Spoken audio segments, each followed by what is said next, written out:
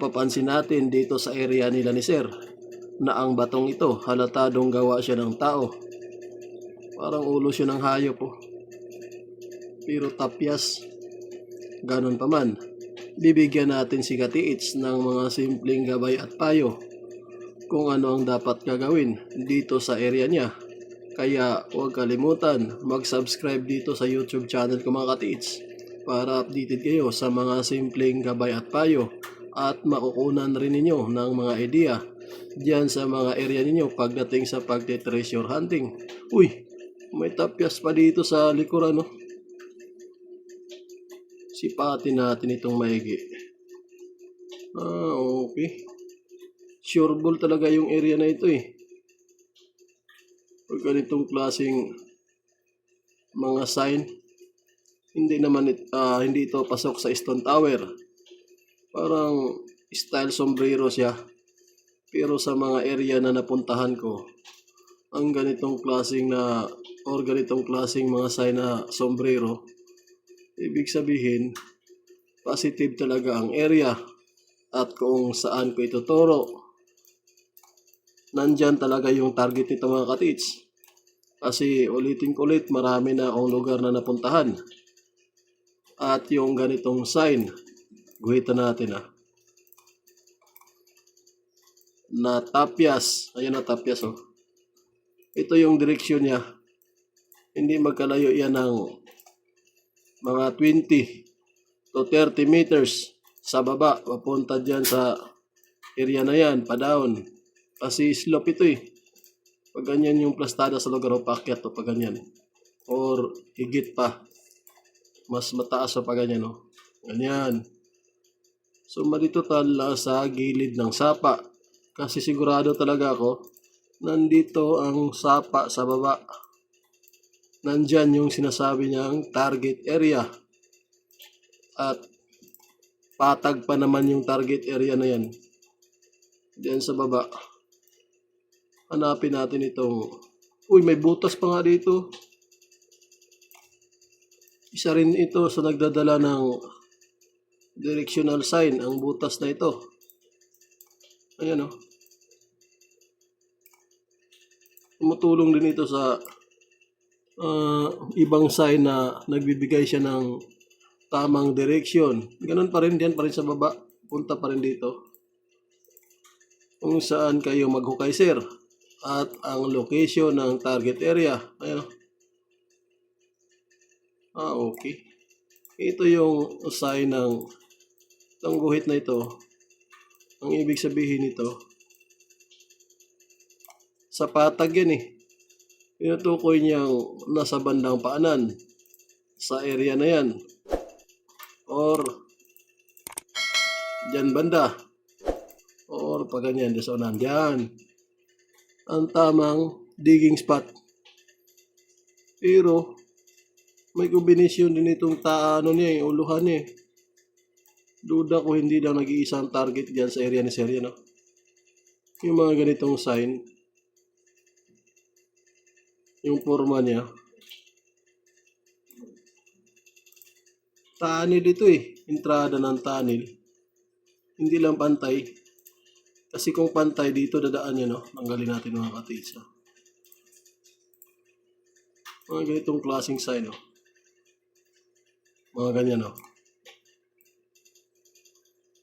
Ganyan. Tapos pa down. Tapos pa down. Or pag ganyan natin, ganyan. Entrada yan ng tunnel eh. Or welcome sign yan na may tunnel. Diyan sa area na yan, sa baba na yan. At sa bandang dulo niya, may putol pa oh.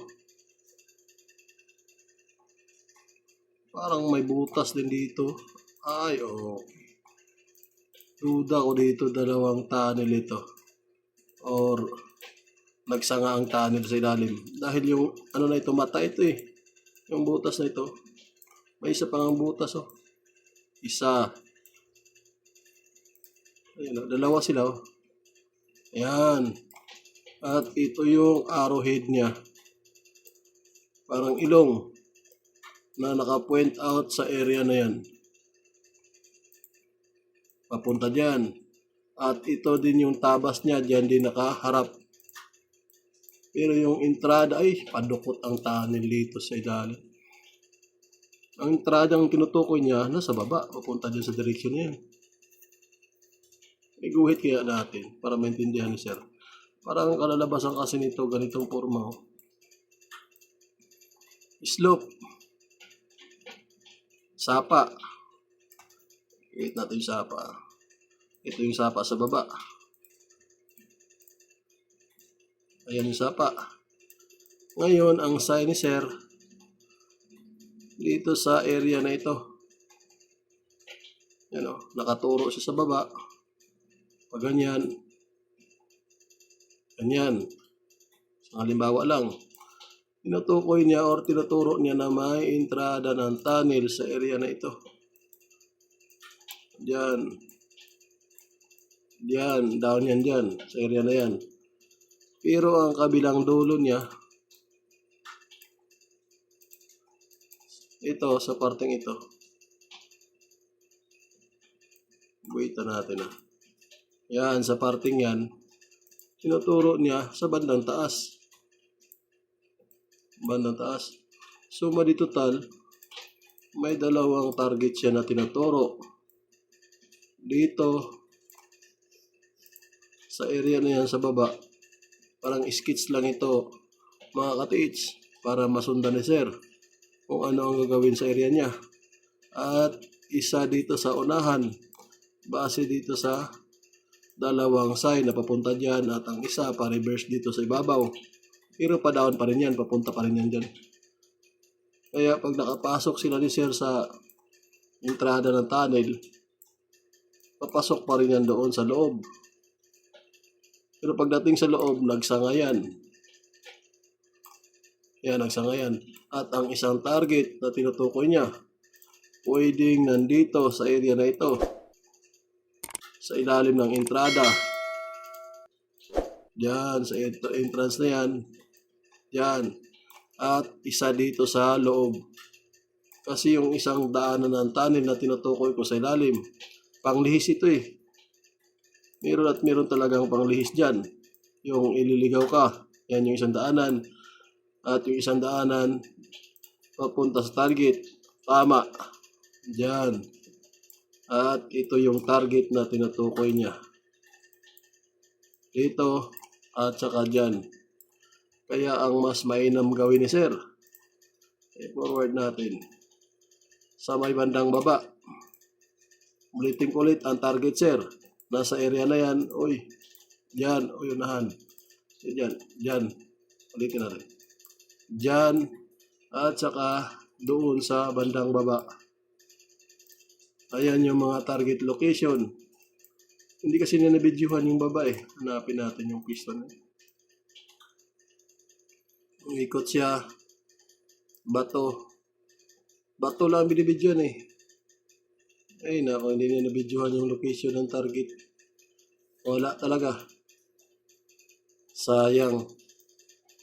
Hindi, dapat nagbibidyo kasi kay mga katit sa plastadas lugar para makita natin kung makalkula kung saan banda yung target na hinahanap ninyo. At matulungan rin kayo. Okay. Doon pala sa likod ni Kuya. Saka dito. Ulitin natin ulit Diyan sa unahan, sa baba. At saka dito banda sa taas niya. Diyan. Pero tanggalin ulit Diyan sa baba. At saka diyan banda. Diyan banda. Hindi magkalayo siguro ng mga 5 meters to 7 meters. Pero ito sa baba, mas medyo malalayo talaga ito.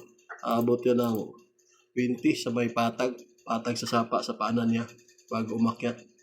Yan ang final assessment ko dito sir. I-review ito yung area mo. Videohan ang paligid para matumbok. Or maghanap ka rin ng sign sa baba. At saka dito sa taas, sa may likuran ni Kuya. Okay, maraming salamat. And God bless sa inyong lahat. Thank you mga katids.